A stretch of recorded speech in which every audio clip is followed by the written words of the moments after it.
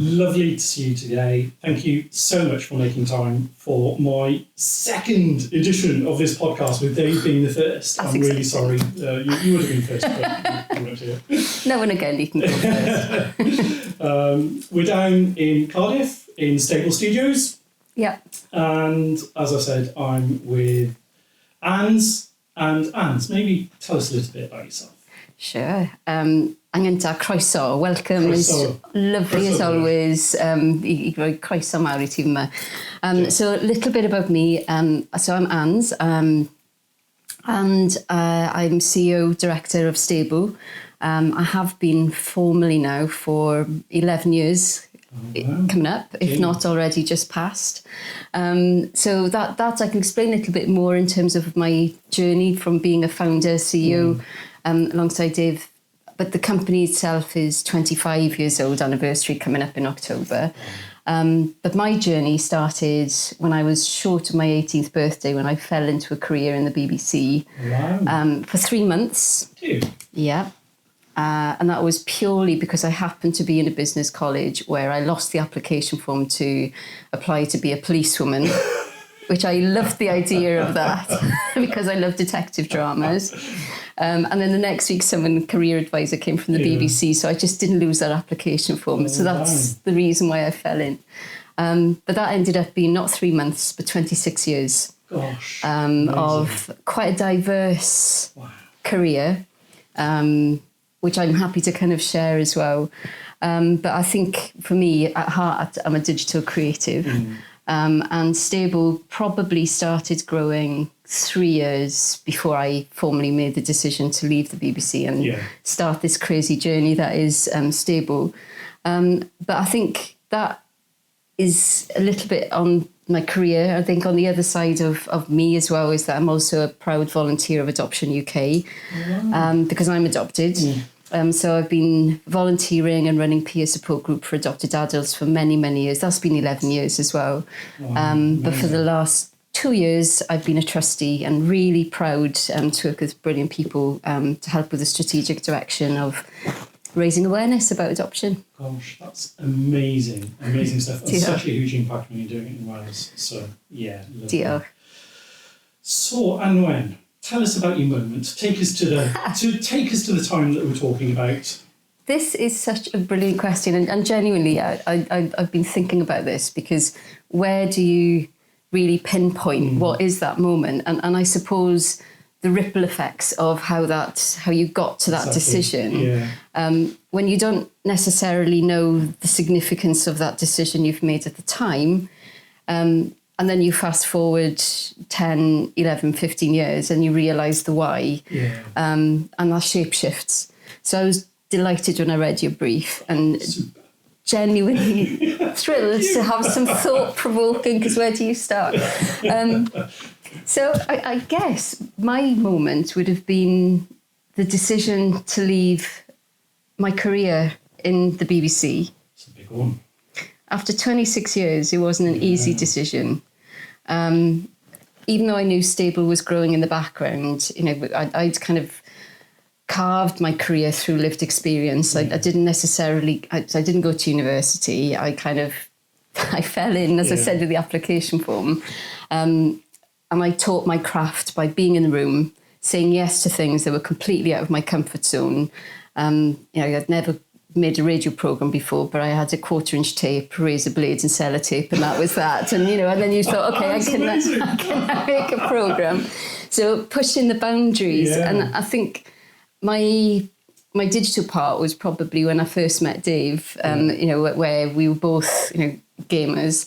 And I think that part, I was always fascinated by tech. And I think early on, I remember pitching an idea to the then controller, Geraint Alfen, but maybe we should have a World Wide Web. I am that old. Don't say. It's fine. But I think because of that creative expression and freedom, my imagination, which I was always really I had a strong imagination as a child, so tapping into that creative aspect meant I could kind of put crazy ideas from the interactive early days of saying, let's get an ISDN line in the BBC Club, get John Davis and Eddie Butler from Scrum 5 down to have a pint and speak to the audiences afterwards. But I think that's partly where I really loved the infusion of technology, innovation, and program makers, and start looking at different disciplines of how people's perspectives coming together. That then led me on into going more into the interactive realm, where again it was all about technology, creative thinking, and just getting different mindsets. But I grew up then working with brilliant program makers, like with Tribe, and I was doing their interactive extensions like websites, working with indie companies, freelancers. So people have different, isn't it? Wow. Yeah. It is. And then when you work with brilliant people and brilliant teams, and get fantastic experiences, so I did get to NASA to go and pitch an idea. Did you? Yeah. And also worked on brilliant brands like Doctor Who, so did interactive adventure games. Gosh, Ans. And just was so fortunate. And if you'd have spoken to my 18-year-old me, because Mum and Dad wanted me to be a secretary, and that's where I was kind of, all these touchstones and experiences in my early career, I didn't have a clue where I'd kind of lean into or end up. And I remember being in rooms thinking, why am I here? But actually being in the room was exceptionally important. So then when it got to the decision about making that point of inflection for me from being a practitioner and creating, being that creative to lead brilliant teams, to do, brilliant digital extensions and think out of the box, to leave that familiar ground and make a decision which didn't come lightly and didn't come overnight, to actually found Stable and build something with Dave that was, a small family business then, where there were three of us, because there was me, Dave, and Tiggs, our eldest. It was a very big decision point in my career, and probably, I think, in my life, in terms of how it shaped me into being that builder of a company to create an environment for people to thrive. So I think that probably, if I was to say what was the moment, and I remember vividly having multiple conversations with Dad in particular, who was a retired headmaster at the time. He'd always say to us, "Now, Grant and our hands, have faith in the vision," right? And that stuck with me, because he's always said the hardest thing is getting to the point of making the decision. But once you've made the decision, a weight will be lifted. And he was absolutely right. Gosh. So that's probably the moment for me where, as I say, it didn't come lightly.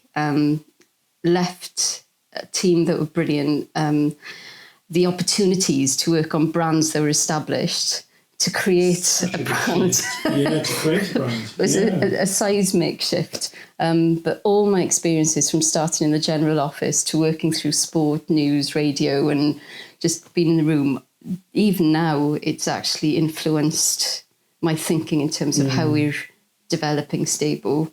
And since starting Stable, it's been a journey. And I'm so proud of our team, the way that as we're scaling quickly, the culture remains pure, which is absolutely fundamental, and something I quite often say, fiercely protective about. And rightly so. I mean, just being here for the people listening, I mean, it is just such a fantastic atmosphere, and you can tell when you walk in somewhere what sort of company it is. And, I spend a lot of time in, dare I say, cold clinical corporate, and it makes... You can sense it when you come in, right? And I love coming here. So. Oh, good. Well, but that means the world for me, because that's by design what we really... What I don't want anybody to feel is that you can't be your authentic self when you come into Stable, and you feel at home. And that I guess is the part of the wider vision, is challenging the ways of working, because I suppose another learning for me is, throughout my career I've worked with brilliant people, but I've also seen some questionable behaviours in leadership. Yes. Where for me I think to get the best out of people, you have to create an environment for, where I learned most of my stuff was where things went wrong. Yeah. But I wouldn't necessarily have shared that at the time because I thought there's that sense of blame but actually what we're building is to create that environment for every individual to thrive and to influence our growth. Yeah. And that takes time. Yeah. And it's really interesting. So I myself, a similar journey, I never, well, I sort of went to university and then didn't.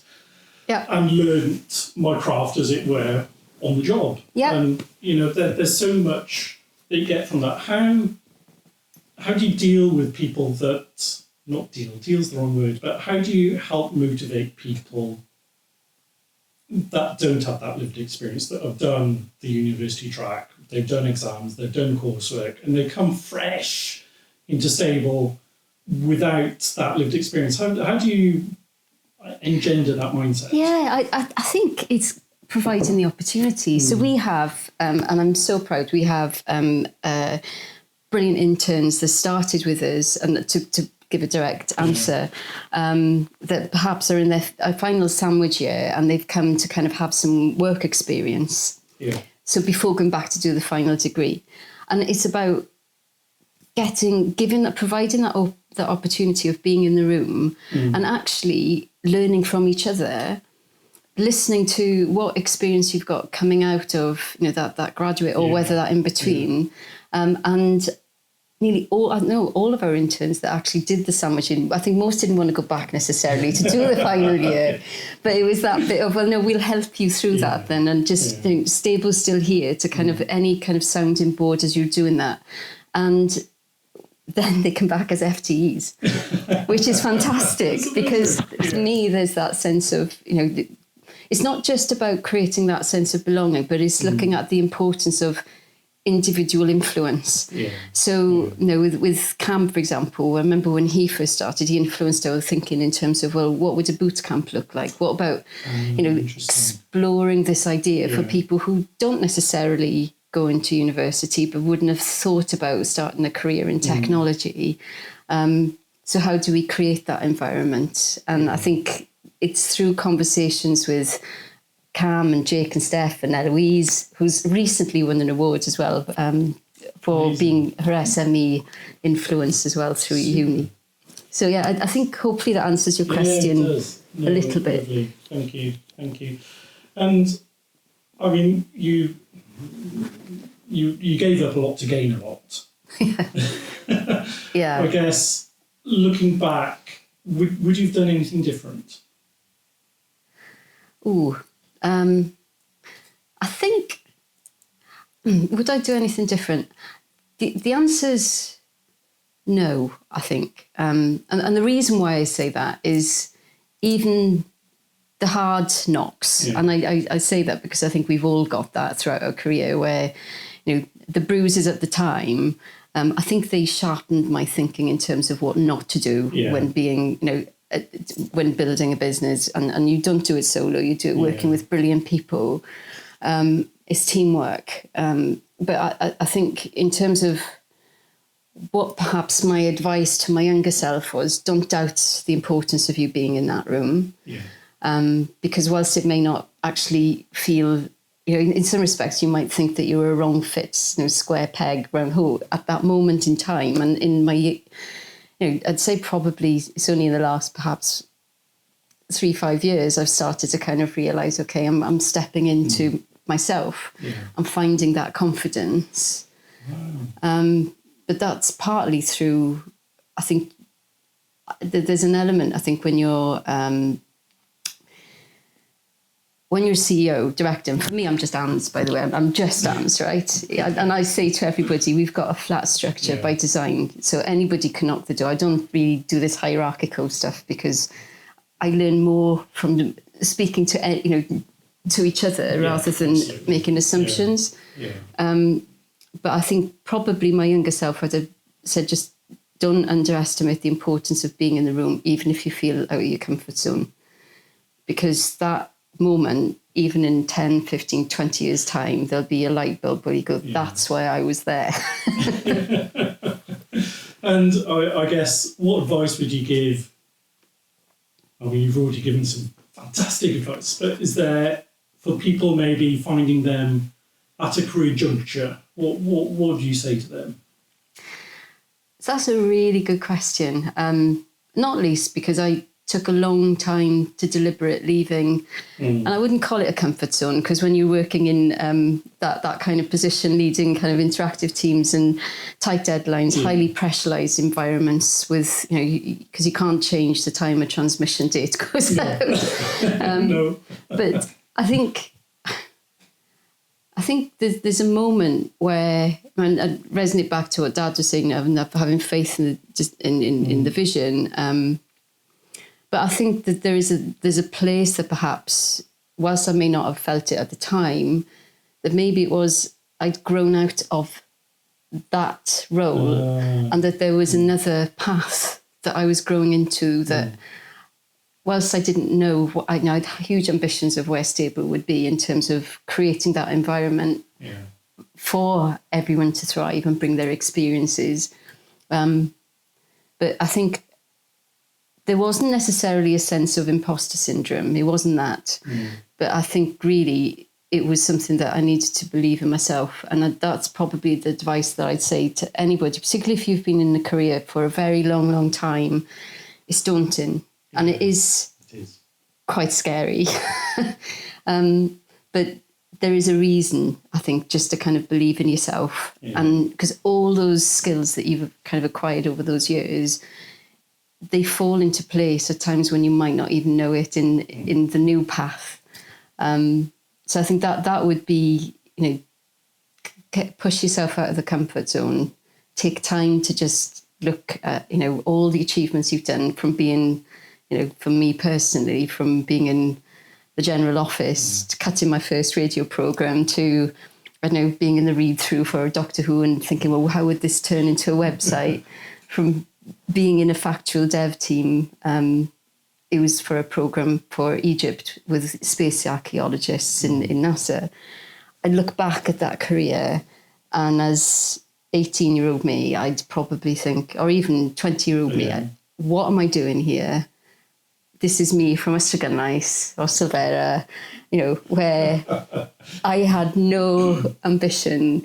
And here I am now with the most privileged position of my career to lead the most brilliant team in Stable, work with people, like yourself, and fantastic people who inspire me. And that, I think, then makes me want to challenge the ways of working where you've got toxic environments, where you've got boss culture, because it doesn't need to be like that. Kindness, respect, just listen to each other and creating environments for everyone to be their authentic selves. That doesn't cost anything other than just listen. That's amazing. I think that's a perfect place for us to wrap up. That is such a wonderful story, and my privilege to hear it. So thank you so much, Ans. Diolch o galon I ti, genuinely. Diolch o'r galon am pawb sy'n Cymraeg sy'n gwybod. O'n i wedi cael Cymraeg allan y tŷ. A falle ar un nesaf, rhywbryd, os mae pobl mwyn gwrando mwy, falle ni chi'n neud yn Cymraeg. Bydden ni'n dwlu fy mleser i o galon.